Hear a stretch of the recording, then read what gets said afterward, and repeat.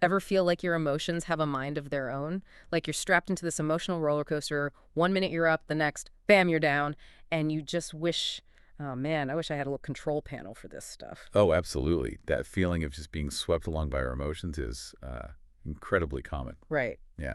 And, well, we might not have a literal dashboard with dials and switches. Mm-hmm. The really empowering thing is we can learn skills, Mm-hmm. skills to navigate those ups and downs much more effectively. Exactly. And that's what we're diving into today. We're looking at some really practical, insightful ways to understand and, manage what we're feeling. Not a heavy textbook kind of thing. No, definitely not. Just usable stuff. And you might be surprised by some of it. For instance, just being able to name what you're feeling. That can actually speed up how quickly you bounce back from tough times. Interesting. Or the fact that often that really intense anger we feel, Mm-hmm. it's actually hiding other stuff, more vulnerable emotions underneath. It's like our feelings have secret identities. Totally. Emotional Russian nesting dolls. I love that. So, okay, get ready, because this isn't going to be a snooze fest. We're aiming to boost your emotional intelligence one useful nugget at a time. Sounds good. Okay, let's unpack this. The very first step, it seems, in getting a grip on our emotions is pretty basic. Just knowing what they are. Why is that so powerful? Just recognizing and naming an emotion. Well, it's fundamental because it creates a little bit of space for you. When you can put a label on it, say, okay, this is anxiety, Yeah. it stops being this overwhelming, undefined feeling that's just consuming you. Right. You've identified it. Yeah. And that gives you a sense of separation. It's like naming a particularly grumpy houseplant. Doesn't suddenly make it bloom, but you understand what you're dealing with. Yeah. And Yeah. that understanding, that can lead to acceptance. Except, yeah, that makes sense. It's like if you're constantly battling feeling sad, you're just going to wear yourself out, right? But acknowledging it, naming it, maybe that takes some of its sting away. What about the purpose of emotions? They can be a real pain, but surely they're not just there to mess with us. Absolutely not. No, every emotion serves a function. They're actually really efficient messengers, alerting us to what we need, what's important in a given situation. Messengers. Yeah. So fear, for instance, can signal danger, motivate us to seek safety. Sadness might indicate a loss, prompt us to reach out for support.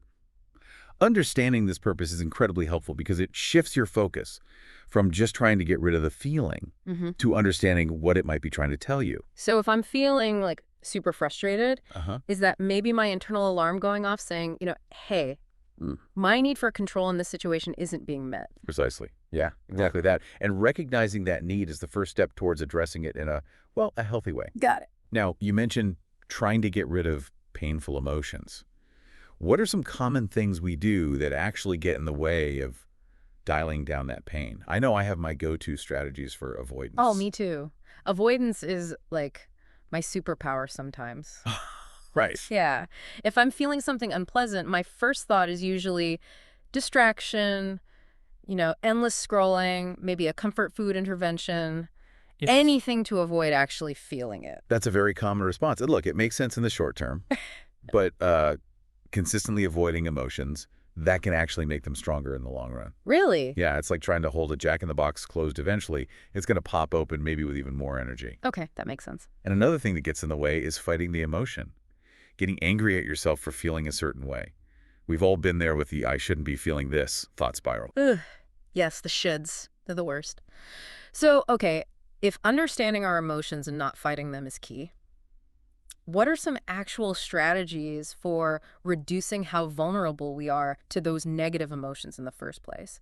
There was something about staying out of emotion mind. I like that phrase. Sounds like a place I definitely want to avoid. Exactly. And that's a great way to put it. Emotion mind is when our emotions are completely overwhelming our logic, our reason. Yeah. So staying out of it, it's basically about building a solid foundation of well-being that makes you more resilient. Okay.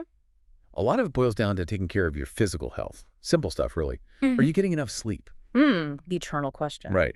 Are you eating regular, balanced meals? Steering clear of things like excessive sugar or caffeine that can really throw your mood off. Guilty is charged on the caffeine front some days. And sleep. Yeah, that's always a balancing act.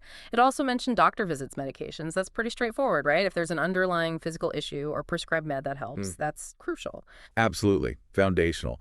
And it's also about avoiding non-prescribed drugs and alcohol, which can have a really significant impact on our emotional stability. Yeah, it makes sense. Then there's the importance of regular exercise. Even just 20 minutes of aerobic activity can make a real difference in our overall mood and how well we handle stress. Okay, so the basics. Look after your body check. Eat well, sleep enough, move around, stay on top of your health. What was that last point in the prevention section? Something about feeling like you can actually do things, feeling competent. Yes, that's about actively doing something each day that gives you a sense of accomplishment and control. It boosts your self-efficacy, basically, feeling like you can actually do things and have an impact. Ah, It okay. could be anything, finishing a work task, learning a little bit of a new skill, even just organizing a messy drawer. These small daily wins, they really build your confidence and make you feel more grounded. That makes total sense. It's like building up a little emotional buffer, isn't it? Something you can tap into when things get tough. So we've talked about understanding emotions, preventing the intense negative ones. What about when they do show up? How do we dial down that emotional suffering in the moment? Mindfulness was mentioned. hmm Mindfulness is a really powerful tool here. It's essentially about observing your emotions without judgment, without trying to change them or push them away. Just noticing. Yeah, kind of like watching clouds drift across the sky. Yeah. You notice them, you see their shape, but you don't try to grab them or make them disappear. So just noticing the feeling, not getting caught up in the story around it or beating myself up for having it. Exactly that. It's about creating that little bit of distance we talked about earlier. You are observing the emotion, you are not the emotion. Okay. Now, it also briefly mentions acting opposite to negative emotions. Mm-hmm. That sounds intriguing, like if I'm feeling down, I should force myself to be bubbly or something. Huh. Well, that's the general idea. And actually, it can be a very effective strategy down the line. But for right now, the focus is really on that initial step, acceptance through observation. Got it. Acceptance first. Yeah, we'll definitely have to do a deeper dive into that opposite action skill sometime. It's fascinating and surprisingly powerful. But back to observation, it highlights how being able to step back from emotions is crucial for actually using coping strategies. Why is that so important? Well, think about it. If you're completely swamped by an emotion, just overwhelmed, Yeah. it's really hard to think clearly, right?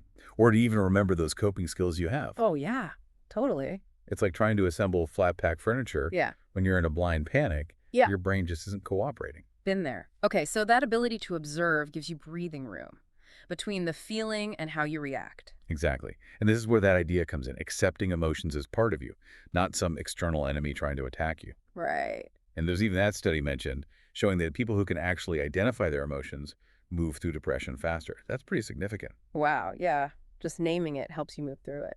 It really seems to. So once we've observed and maybe accepted a bit, Mm-hmm. what are some concrete steps we can take to regain control when emotions feel totally overwhelming? Timeouts were mentioned. Yes, a timeout is pretty much what it sounds like, temporarily stepping away from whatever situation is fueling those intense feelings. Gives you a chance to cool down. Makes sense. Then there's the stop a peace skill. Can you remind us what that's all about? Looks like an acronym. Okay, yeah, a stop OP is super helpful. When you start to feel those red flags, those really strong emotions rising up, you tell yourself to stop. Just halt. Don't act. Okay. Then take a step back physically if you can, like leave the room or just mentally pull back for a second. ABA, got it. Then observe. What's Yep. happening inside you? What are you feeling in your body? What thoughts are racing through your mind? Just notice. Oh. Observe. Then finally, P. Proceed mindfully. Make a conscious choice about how to respond instead of just reacting on impulse. STOP. Stop. Take a step back. Observe. Proceed mindfully. Okay, that's really practical. It's like hitting the pause button before you say or do something you might regret later. We've all been there. Oh, yeah.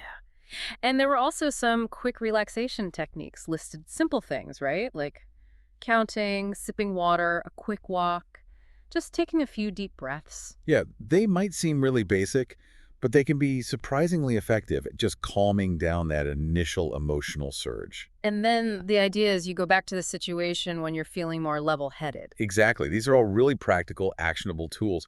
Now, there was a whole section on anger, calling it a special case, What makes anger different? That's a great question, and it's often because anger isn't the first feeling we have. It's frequently a secondary emotion, almost like an emotional shield that jumps in to protect us from feeling something else that feels, well, more raw or vulnerable. Okay. Like a cover-up. Sort of. Hmm. Think about it. Sometimes it feels easier, maybe safer, to be angry than to admit you're feeling hurt or abandoned or like you're not good enough. Yeah, that rings true. Exactly. And that's why it's so important to do a little emotional detective work when you feel that anger bubbling up, Hmm. to ask yourself, okay, wait, what was I feeling just before I got angry? Hmm. Identifying that first, maybe more vulnerable emotion that can give you a much clearer picture of what's really going on, and it can lead to a much more helpful response than just reacting out of anger. There were some good examples, like if someone's too busy to talk, the initial pang might be feeling unimportant, but that can quickly flip into anger. That totally clicks. It's like anger is the loud, attention-grabbing headline. Yeah, The real story, the important stuff, is underneath. exactly. So anger is like a warning light on our emotional dashboard telling us, hey, something deeper needs attention here. That's a really useful way to look at it. Definitely changes the perspective. Mm. Now, another idea that stood out was experiencing emotions as waves. What's the thinking behind that metaphor? It's really about understanding that emotions, even the really intense ones, are temporary. They aren't permanent states. They have a beginning, they build up to a peak, and then they naturally, gradually fade away, just like a wave crashing on the shore. Hmm. The real struggle, the suffering, often comes from trying to fight the wave, or trying to cling to it or push it away entirely. The suggestion is to try and open yourself up to the natural flow of the emotion, Hmm. experience it without trying to block it or suppress it or even make it bigger than it is. So it's about letting the emotion kind of wash over you and then recede Hmm. without getting totally pulled under by it. That's a great way to put it. And the key thing to remember here, the really powerful reminder is you are not your emotion. Hmm. That is powerful. It reinforces that separation we talked about earlier, doesn't it? Exactly. Your emotions are like visitors passing through. They don't define who you are at your core. Okay. So we've spent a lot of time talking about navigating those trickier emotions. Yeah. What about actively boosting the good ones? Hmm. There are ideas on that front too, right? Yes. Definitely. It talked about both those quick, in-the-moment things and more ongoing strategies. For those little daily boosts, it suggested doing enjoyable, accessible things, simple pleasures like soaking in the tub, getting lost in a puzzle, maybe just jotting down some thoughts in a journal. Little moments. Yeah, and it even mentioned a pleasant events list from another resource. That sounds like a great tool to have handy for those days when you just need a little pick-me-up. Absolutely. And it's so important to really savor those positive experiences when they happen, to intentionally focus your attention on them rather than letting your mind immediately jump to the next worry or the next task. Right, be present for the good stuff. Exactly. There was also this try and experiment activity that I thought was really interesting. Oh, tell me about that. Okay, so it involved reading your current mood first, Yeah. then closing your eyes, and really vividly imagining yourself doing something pleasant like, engaging all your senses in that mental picture. What does it look like, sound like, feel like? And then, after doing that for a bit, you rate your mood again. And the cool thing was, the observation was that even just thinking about something enjoyable, really imagining it, can actually give your mood a little lift. Wow. Yeah, which led to this idea of taking imagined breaks throughout the day, like a mini mental vacation as a practical tool. That's brilliant. A little mental vacation can actually shift how you're feeling. That's great. And finally, there were those 14 questions to help you tap back into what makes you feel good. It was a list of prompts like, my favorite movie of all time is, or my greatest accomplishment is. What's the benefit of spending time reflecting on those kinds of things? Well, these questions are really designed to help you reconnect with positive memories, feelings, things that bring you joy, a sense of pride. It's a way to actively recall those experiences and bring a little bit of that positive emotion into the present moment, even if you're not currently experiencing those things directly. Like a little mental shot of sunshine. Exactly. That's a perfect description. So, okay, to bring it all together, it really seems like, wow, we have so much more power or maybe influence over our emotional world than we sometimes realize. Hmm. It starts with understanding what we're feeling, maybe even why, then building that inner strength through self-care, learning to observe our emotions without getting totally swept away, Right. and actively using those tools like S.P or taking a break to regain control when things feel intense. Plus, remembering that anger might just be a clue to a deeper feeling, and that even those small, pleasant moments can really add up.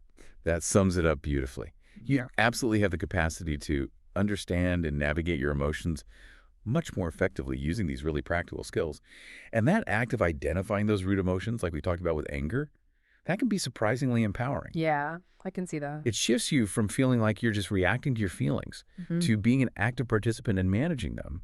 And those little daily things you do to bring in more positive emotions, they really do make a difference over time. It's not always about grand gestures. This has been incredibly helpful, really useful stuff. It feels like we've just scratched the surface, really, of this whole fascinating area. There's always more to explore. Definitely. So here's something to think about. What uncomfortable emotion might be hiding beneath your most frequent feelings of frustration or anger? That's definitely got me thinking. A good question to sit with. And also, think about one small, pleasant thing you can maybe weave into your day starting today. What small shift might that create for you?